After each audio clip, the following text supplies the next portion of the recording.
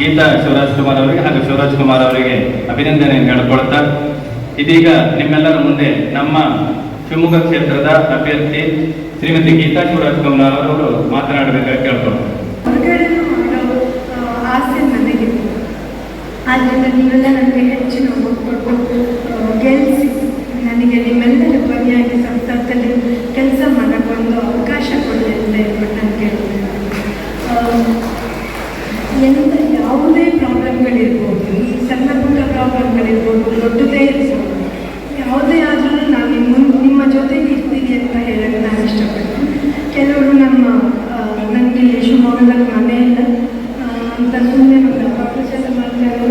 ಅದರಲ್ಲಿ ಹುಟ್ಟೂರು ನಮ್ಮ ಮನೆಯಲ್ಲಿ ನಮ್ಮ ತಂದೆಯ ಮನೆ, ಮತ್ತು ಶಿವಮೊಗ್ಗದಲ್ಲಿ ಕೂಡ ನಮ್ಮ ಮನೆ ಇದೆ. ಅದಕ್ಕೆ ಅಡ್ರೆಸ್ ಬೇರೆ ಕೇಳಿದಂತೆ, ಅದಕ್ಕೆ ಅಡ್ರೆಸ್ ಕೊಡೋಕ್ಕೆ ಹೇಳಿದ್ರು.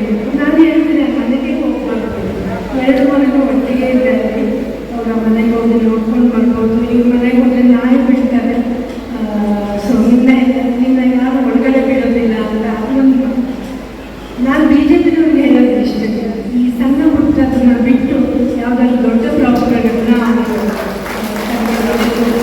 ಅದ್ರ ಬಗ್ಗೆ ಡಿಸ್ಕಸ್ ಮಾಡೋದು, ಇದೆಲ್ಲ ಡಿಸ್ಕಸ್ ಮಾಡುವಂಥ ವಿಷಯಗಳೇ ಅಲ್ಲ ಅಂತ ಅದರಿಂದ ನನಗೆ ಸಹಕಾರ ಕೊಡಿ, ನನಗೆ ಹೋಗ್ಬಿಟ್ಟು ಗೆಲ್ಲಿಸಿ ನಾನು ನಿಮ್ಮೆಲ್ಲರ ಜೊತೆಯಾಗಿ ನಿಮ್ಮ ಸಮಸ್ಯೆಗಳನ್ನು ನಾನು ಇರ್ತೀನಿ.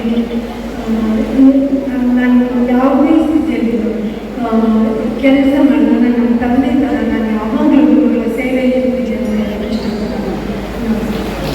ಮತ್ತು ಭಾಗವಹಿಸಿದ ಕಾಂಗ್ರೆಸ್ ಪಕ್ಷದ ಮುಖಂಡರೇ, ಕಾರ್ಯಕರ್ತ ಬಂಧುಗಳು, ತಾಯಿಯರು, ಇವತ್ತು ಜಡ್ಕಲಿಂದ ಕಾರ್ಯಕ್ರಮ ಗೋಳಿಬಳಿಯಲ್ಲಿ ಎಸ್ಟಿ ಸಮಾವೇಶ ಜಡ್ಕಲ್ ಮುಗಿಸಿ ಕಿಲೋಮೀಟರ್ಸಲ್ಲಿ ಮುಗಿಸಿ ನಾನು ಇಲ್ಲಿ ಬಂದಿದ್ದೇನೆ. ಈಗ ನಮ್ಮ ಅಭ್ಯರ್ಥಿ ಗೀತಾ ಶಿವರಾಜ್ ಕುಮಾರ್ ಮತ್ತು ಶಿವರಾಜ್ ಕುಮಾರ್ ಮತ್ತು ಸುಕುಮಾರ್ ಶೆಟ್ಟರು ಇಲ್ಲಿ ಭಾಗವಹಿಸ್ತಾ ಇದ್ದಾರೆ. ನಾನು ಹೆಚ್ಚಿಗೆ ಮಾತನಾಡಲಿಕ್ಕೆ ಹೋಗೋದಿಲ್ಲ. ಚುನಾವಣೆ ಮೇ 7ನೇ ತಾರೀಕು ನಡೀತೇವೆ. ಬಹಳಷ್ಟು ವಿಚಾರಗಳನ್ನು ಸುಬ್ರಹ್ಮಣ್ಯ ಹೇಳಿದರು. ನಾನು 4 ಬಾರಿ ಶಾಸಕರಾಗಿದ್ದೇನೆ. ಮೊನ್ನೆ ಚುನಾವಣೆಯಲ್ಲಿ ಭಾರತೀಯ ಜನತಾ ಪಾರ್ಟಿಯವರ ಸುಳ್ಳಿ ಹೇಳಿ ನನ್ನನ್ನು ಸೋಲಿಸ್ತಕ್ಕಂಥ ಕೆಲಸ ಆಗಿದೆ. ಹೇಗೆ ಸುಳ್ಳು ಹೇಳಿದ್ರು? 5 ಗ್ಯಾರಂಟಿಗಳನ್ನು ನಮ್ಮ ಕಾಂಗ್ರೆಸ್ ಪಕ್ಷದ ಪ್ರಣಾಳಿಕೆಯಲ್ಲಿ ಘೋಷಣೆ ಮಾಡಿದರು.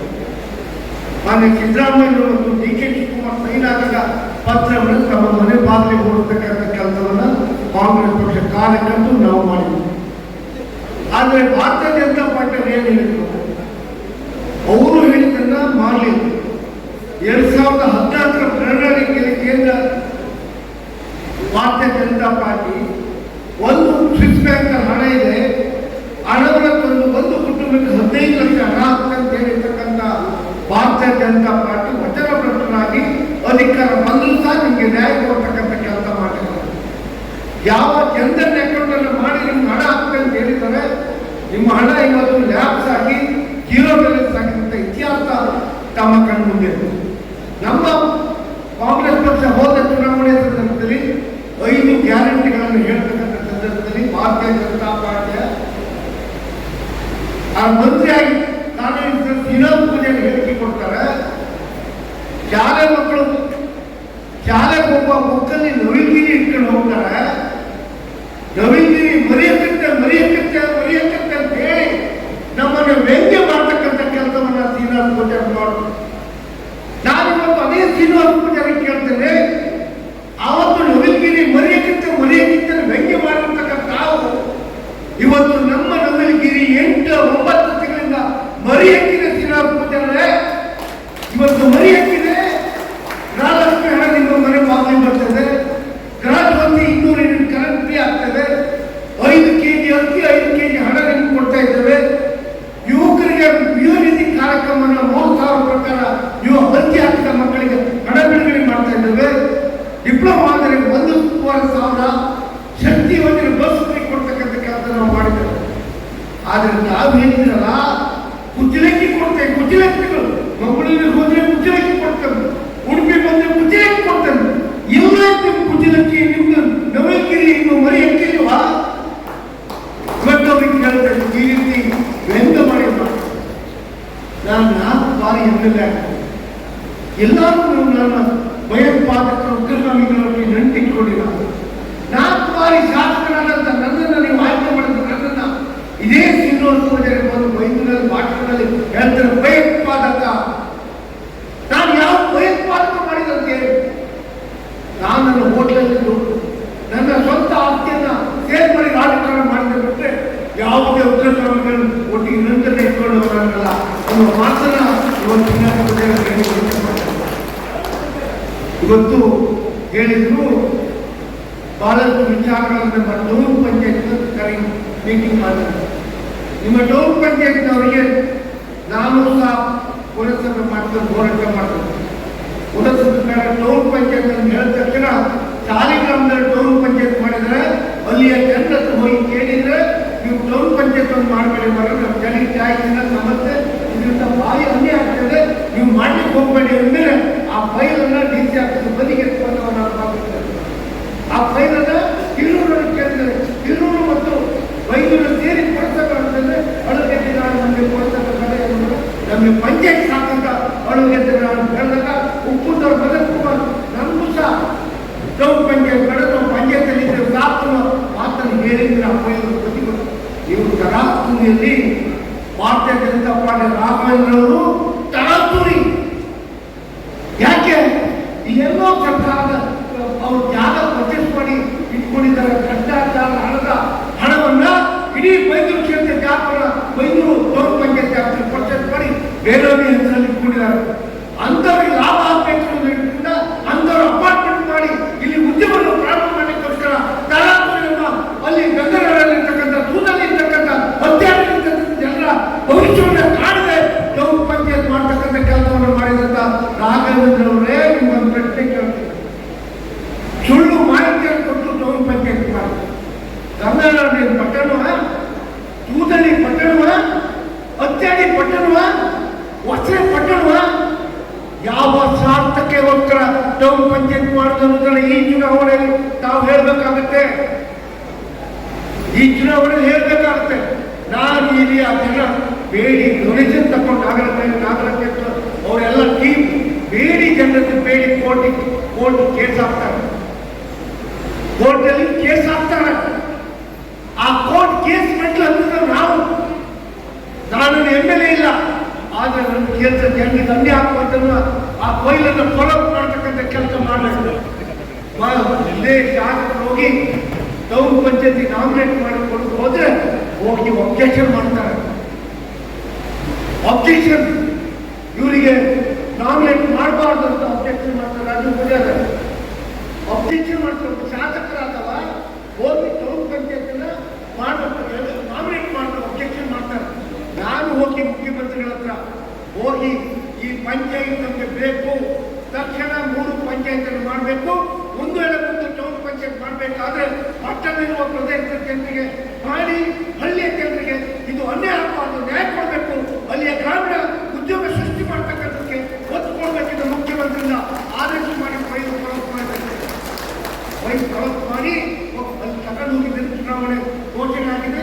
ಈಗ ಪುನಃ ಚುನಾವಣೆ ಮುಗಿದ ಮೇಲೆ ನಿಮ್ಮ ಪರವಾಗಿ ಹೋರಾಟ ಮಾಡ್ತಕ್ಕಂಥ ಗೋಪಾಲ್ ಬೇಕಾ ಅಥವಾ ಈ ರಾಘವೇಂದ್ರ ಸುಳ್ಳಿಗೆ ರಾಜಕಾರಣ ಮಾಡ್ತಾರೆ? ರಾಘವೇಂದ್ರ ಬೇಕನ್ನ ತೀರ್ಮಾನ ನೀವು ಟೌನ್ ಪಂಚಾಯತ್ ಮಾಡಬೇಕು. ಒಂದ್ ವೇಳೆ ರಾಘವೇಂದ್ರನೇ ನೀವು ಸರಿ ಅಂದ್ರೆ ನಾನು ನಿಮಗೆ ಕೈ ಮುಗಿತೇನೆ. ನಮ್ಮ ದಾರಿ ನಮ್ಮ ಬೇಕಾಗುತ್ತೆ.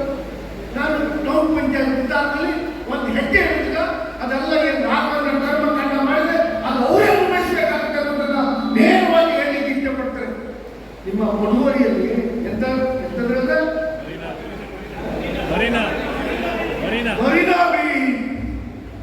ಎಂತದ್ದಿದ್ದೆ ನಮ್ಮ ತಾಯಿಯಂದ್ರೆ ಮೀನುಗಾರರು ಏನೋ ಒಂದು ಸ್ವಲ್ಪ ಊಟ ಮಾಡ್ತಾ ಇದ್ರಿ, ನಿಮ್ಮ ಮಕ್ಕಳಿಗೆ ವಿದ್ಯೆ ಕೊಡ್ತಾ ಇದ್ರಿ, ಆರಾಮಾಗಿ ನೆಮ್ಮದಿಯಿಂದ ಬಾಳ್ ಮಾಡ್ತಾ ಇದ್ರಿ. ಈ ರಾಘವೇಂದ್ರನಿಗೆ ಜಾಗದ ಮೇಲೆ ಕಣ್ಣುವೆ ಅಲ್ಲಿ ಬಡುಕಿಯಲ್ಲಿ ಬೇಡದಂತ ಈ ಮರಿನಾ ಬೀಚ್ ಅನ್ನ ನಮಗೆ ಈ ಮೀನುಗಾರರಿಗೆ ಓಟ್ ಹಾಕಿದ್ರಲ್ಲ ಹಿಂದುತ್ವ ಹೆಸರಲ್ಲಿ, ಅವರನ್ನ ಅಭಿವೃದ್ಧಿ ಸಹಿಸೋಕ್ಕಾಗಲ್ಲ. ನಿಮಗೆ ಯಾವುದೋ ಒಂದು 450 ಕೋಟಿ ಒಂದನ್ನು ಹಾಕಿ ಆ ಮೀನುಗಾರರ ಹೊಟ್ಟೆ ಮೇಲೆ ಕಲ್ಲು ಹಾಕ್ತಕ್ಕಂಥ ಕೆಲಸ ಮಾಡಿರ್ತಕ್ಕಂಥ ರಾಘವೇಂದ್ರವರೇ ನಮ್ಮ ಮೀನುಗಾರರಲ್ಲಿ ಹೋದವರು ಮಾಡಿದ್ದೆ ಹೋದಾದ್ರೆ ನಿಮ್ಮ ಹತ್ರ ಹೋಗ್ಲಿಕ್ಕೆ ಬಿಡುವುದಿಲ್ಲ. ಕೇಂದ್ರ ಸರ್ಕಾರ ನಿಮ್ಮ ಹತ್ತು ಕಾಲ ಬಿಡುವುದಿಲ್ಲ. ಇಂಥ ಒಂದು ಬೇಡದ ವಸ್ತುವನ್ನು ನಮ್ಮ ಕೊಡುವರಿ ಭಾಗಕ್ಕೆ ಮೀನುಗಾರಿಕೆ ಕೊಡ್ತಾರೆ. ಕೊಡುವರಿಗೆ ಮಾತ್ರ ಅನ್ನೆಲ್ಲ ಒಪ್ಪಂದವರೇ, ತಿರುವರವರೇ, ಕರಾವಳಿ ಭಾಗದ ಮೀನುಗಾರರೇ, ಇದು ಈ ಮೀನುಗಾರರ ಸಮುದಾಯಕ್ಕೆ ಮಾಡಿರ್ತಕ್ಕಂಥ ಅನ್ಯಾಯವನ್ನು ತಾವು ಮರಿಬಾರ್ದು. ಒಂದು ವೇಳೆ ನಿಮಗೆ ನಾನು 9 ತಿಂಗಳ ಹಿಂದೆ ಬಿಜೆಪಿಯಿಂದ ನಿಮ್ಮೆಲ್ಲ ಹೊರಗೆ ಹೇಳ್ತಾ ಇದ್ದಾರೆ. 9 ತಿಂಗಳ ಹಿಂದೆ 1 ವರ್ಷ ಹಿಂದೆ ಬಿಜೆಪಿ ಬಗ್ಗೆ ಹೇಳ್ತಾ ಇದ್ದಾರೆ.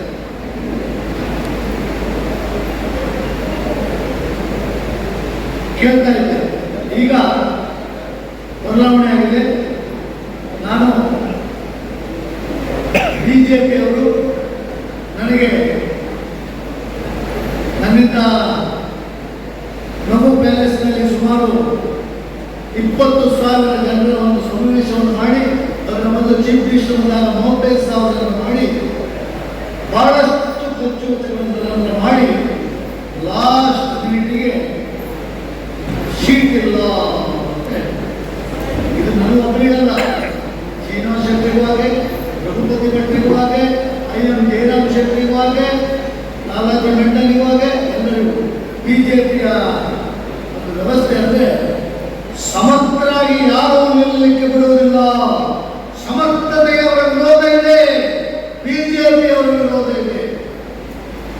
ಬಿಜೆಪಿಯ ನಾಯಕರಿಗೆ ನೆಲದಲ್ಲಿ ಕೂತ್ಕೊಳ್ಳುವ ನಾಯಕರಿಗೆ ಹೊರತು ಎದುರು ಕುರ್ಚಿಯಾಗಿ ಕೂತ್ಕೊಳ್ಳುವವರು ಬಿಜೆಪಿಯಲ್ಲಿ ಆಗುವುದಿಲ್ಲ. ಆಗುವುದಿಲ್ಲ. ಇದು ಬಿಜೆಪಿ. ಕೆಲವು ತಲೆಯಲ್ಲಿ ನಮ್ಮ ಬಿಜೆಪಿ ಅಂದ್ರೆ ಶ್ರೇಷ್ಠತೆ ಅಂತ ಇದೆ. ಬಿಜೆಪಿ ಯಾವ ಶ್ರೇಷ್ಠತೆ ಅಂತ ಇಲ್ಲ. ಬಿಜೆಪಿ ಒಂದು ಬುದ್ಧಿವಂತರ ಸವಾಲು. ಸಮಾಜದಲ್ಲಿ ಹಿಂದುಳಿದ ವರ್ಗದವರಿಗೆ ಮೋಸ ಮಾಡುವುದೇ ಬಿಜೆಪಿಯವರ ಮೂಲ ಉದ್ದೇಶ ಅಂತ ಈ ಸಂದರ್ಭದಲ್ಲಿ ಹೇಳಲಿಕ್ಕೆ ಇಚ್ಛೆಪಡ್ತೇನೆ. ಈಗಾಗಲೇ ನಾನು ಹೇಳಿದೆ, ಒಂದು ಮಾತನ್ನು ಹೇಳಿಬಿಟ್ಟೆ ನಿಮಗೆ. ನಾನು ಕೈ ಮುಗಿದು ಕೇಳ್ತೇನೆ. ನನ್ನ ಪ್ರಾರ್ಥನೆ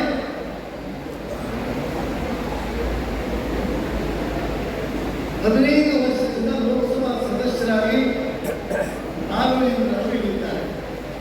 ಈ ಕ್ಷೇತ್ರಕ್ಕೆ ಅವರ ಕೊಡುಗೆ ಏನು ಕೊಡುಗೆ ಹೇಳಿ.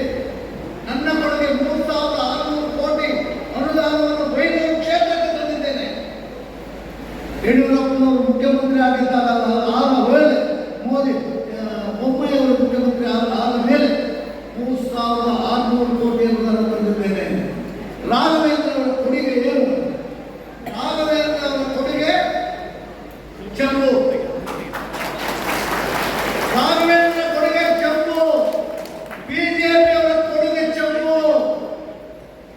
ಒಂದು ವೇಳೆ ಈ ಚೆಂಬು ಬೇಕಾದರೆ ಖಂಡಿತವಾಗಿ ಪ್ರಾಮಾಣಿಕವಾಗಿ ಜನಸಾಮಾನ್ಯರ ನೋವನ್ನು ಅರ್ಥ ಮಾಡಿಕೊಂಡಿರುವ ಶ್ರೀಮಾನ್ ಬಂಗಾರಪ್ಪನ ಸುಪುತ್ರಿ ಗೀತಾ ಶಿವರಾಜ್ಕುಮಾರ್ ಅವರಿಗೆ ಮತ ಹಾಕಬೇಕು. ಇದೆಲ್ಲದನ್ನು ನೀವು ವಿಮರ್ಶೆ ಮಾಡತಕ್ಕದ್ದಾಗಿರುತ್ತೆ.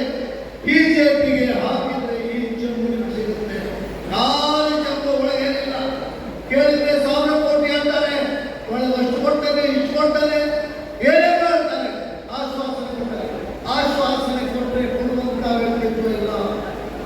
ಚೆಂಬಿಟ್ಕೊಳ್ಳಿ,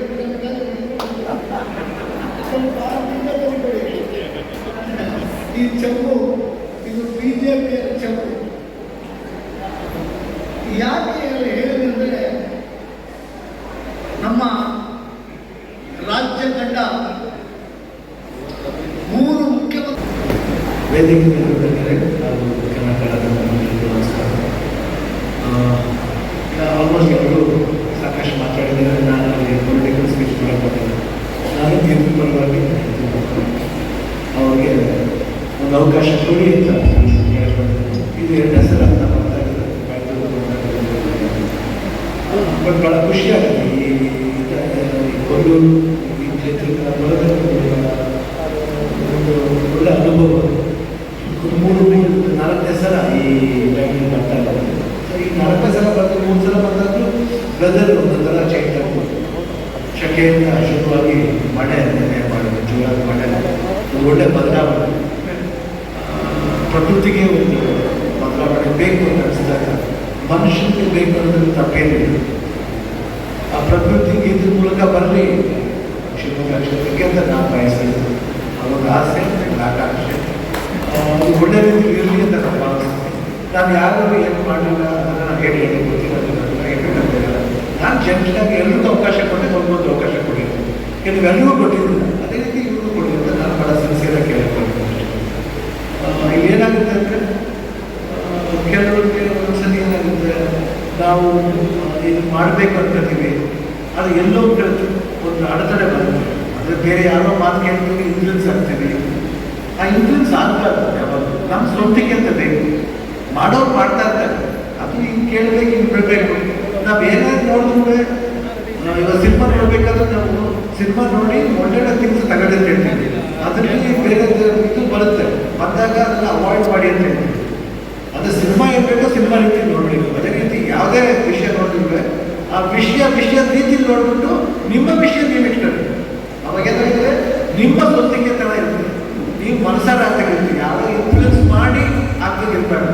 ಇನ್ಫ್ಲೂಯೆನ್ಸ್ ಮಾಡಿ ನಾನೇ ಇನ್ಫ್ಲೂಯೆನ್ಸ್ ಮಾಡ್ತೀನಿ, ಬಟ್ ಅದು ಅರ್ಧದ ಇನ್ಫ್ಲೂಯೆನ್ಸ್ ಆಗಬೇಕಂತ ಅವಶ್ಯಕತೆ ಇಲ್ಲ. ಅದು ಕರೆಕ್ಟಾಗಿದ್ದರೆ, ಸಿನ್ಸಿಯರ್ ಆಗಿದ್ದರೆ ಆ ಇನ್ಫ್ಲೂಯೆನ್ಸ್ ಇರ್ಬೋದು. ಯಾಕೆ ಒಂದು ಕಡೆ ನೀವು ಯೋಚನೆ ಮಾಡಿದ್ರೆ ನಾವು ಅದನ್ನು ಮುಂದೆ ಇರ್ಬೋದು. ಅವಾಗ ಅದು ನಿಜವಾಗ್ಲೂ ಹೊಂದಾಣಿಕೆ ಬರುತ್ತೆ, ಬದಲಾವಣೆಗೂ ಒಂದು ಅರ್ಥ ಬರುತ್ತೆ. ಸೊ ನಾನು ಹೇಳೋ ಪಾಯಿಂಟ್ ನಿಮ್ಗೆ ಅರ್ಥ ಆಗುತ್ತೆ ಅಂತ ಅನ್ಕೊಂಡಿದ್ದೀನಿ. ಅಂದರೆ ನಿಮ್ಮ ಮನ್ಸಿಗೆ ಯಾರಿಗೂ ಆಗ್ಬೇಡಿ, ನಿಮ್ಮ ಮನಸ್ಸಿಗೆ ಏನಾಗುತ್ತೆ ಅವ್ರು ಹೇಳಿ, ಅವಾಗ ನಿಮ್ಮದು ಆಗ್ದಾಗ ಅದಕ್ಕೆ ಒಂದು ವ್ಯಾಲ್ಯೂ ಬರುತ್ತೆ. ಯಾಕಂದರೆ ಈ ಬೆರಳು ಒಂದು ಭವಿಷ್ಯ ಬರುತ್ತೆ. ಸೊ ಈ ಭವಿಷ್ಯ ಬೆರಳನ್ನ ಬಂದ್ಬಿಟ್ಟು ಮೊದಲು ನಾವು ಪಾಯಿಂಟ್ ಮಾಡ್ಕೊಂಡು, ನಾನು ಹಾಕೋದು ಸರಿನಾ ಅಂತ ನಾವು ಪಾಯಿಂಟ್ ಮಾಡ್ಕೊಂಡ್ಬಿಟ್ರೆ ಕರೆಕ್ಟಾಗಿ ನಿಮ್ಗೆ ಆನ್ಸರ್ಸ್ ಇದೆ, ನಾವು ಯಾರು ಹಾಕಬೇಕು. ಯಾಕಂದ್ರೆ ಎಲ್ಲರಿಗೂ ಅವಕಾಶ ಕೊಟ್ಟಂಗೆ ಎಲ್ಲರಿಗೂ ಅವಕಾಶ ಕೇಳ್ತಾರೆ. ಯಾಕೆ ಕೇಳ್ತಾರೆ? ಬರೀ ಮಾತಾಡ್ಕೊಂಡ್ರೆ ಅವ್ರು ಕೆಲಸ ಮಾಡ್ತಾರೆ ಅಂತ ಅರ್ಥ ಅಲ್ಲ. ಕೆಲವರು ಮಾತಾಡಿದ್ರೆ ಕೆಲಸ ಮಾಡೋರು ಇದ್ದಾರೆ. ಅದೇ ಮಾತು ಕಮ್ಮಿ ಮಾಡಬೇಕು, ಯಾವಾಗ ಕೆಲಸದಲ್ಲಿ ಗಮನ ಕೊಡಬೇಕು. ಏನು ಕೆಲಸ ಮಾಡ್ತೀನಿ ಅದು ಮಾಡೋಕ್ಕಾಗೋದಕ್ಕೆ ಒಳ್ಳೆ ಮನಸ್ಸಿಂದ ಮಾಡಿದ್ರೆ ಖಂಡಿತ ಯಾರ್ಯಾರು ಮಾಡ್ತಾರೆ. ಬಟ್ ಒಂದು ಹೆಣ್ಣು ಮಾಡಬೇಕಂತ ಬಂದಾಗ ತಾವೆಲ್ಲರೂ ಆ ಹೆಣ್ಣು ಸಪೋರ್ಟ್ ಮಾಡಿದ್ರೆ, ಇವತ್ತು ಭಾರತದಲ್ಲಿ ಆ ಥರ ತುಂಬ ದೊಡ್ಡ ಕೆಲಸ ಮಾಡ್ತಾರೆ ಹೆಣ್ಣು ಎಷ್ಟೋ ಜನರಿದ್ದಾರೆ, ಅದೆಲ್ಲೂ ಗೊತ್ತಿದೆ. ಅಂದರೆ ಗಂಡಸು ಮಾಡಿದಂತಲ್ಲ, ಅವರು ಮಾಡಿದ್ದಾರೆ. ಬಟ್ ಈಕ್ವಲ್ ರೈಟ್ಸ್ ಇವಾಗ ಹೆಣ್ಣು ಗಂಡು ಈಕ್ವಲ್ ಅನ್ನೋದು ಇವಾಗ ನಮ್ಮ ಇಂಡಿಯನ್ ಸೊಸೈಟಿ ಇದೆ. ಅದ್ರ ಕಡೆ ಗಮನ ಕೊಟ್ಟು ನೀವು ಆಶೀರ್ವಾದ ಮಾಡಬೇಕು, ಅವ್ರಿಗೆ ಆಶೀರ್ವಾದ ಮಾಡಿ ಖಂಡಿತ ಕೆಲಸ ಖಂಡಿತ ಅವ್ರು ಮಾಡ್ತಾರೆ. ಯಾಕಂದ್ರೆ ಸಾಕಷ್ಟು ಏನಂತೀನಿ ಅವ್ರಿಗೂ ಅನುಭವ ಇದೆ. ಅಂದರೆ ಶಕ್ತಿಧರ್ಮಗಳಿರ್ಬೋದು, ಪ್ರೊಡಕ್ಷನ್ ಇರ್ಬೋದು. ಅಂದರೆ ವೈಯಕ್ತಿಕ ಜೀವನದಲ್ಲಿ ಮಗಳಾಗಿ, ಹೆಂಡತಿಯಾಗಿ, ತಾಯಿಯಾಗಿ, ಸ್ನೇಹಿತೆಯಾಗಿ, ಅತ್ತೆಯಾಗಿ ಸಾಕಷ್ಟು ಒಂದು ಏನಂತೀವಿ ಆ ಒಂದು ಏಜಸ್ನ ಕ್ರಾಸ್ ಮಾಡಬೇಕು. ಇವಾಗ ಒಂದು ಸ್ಟೆಪ್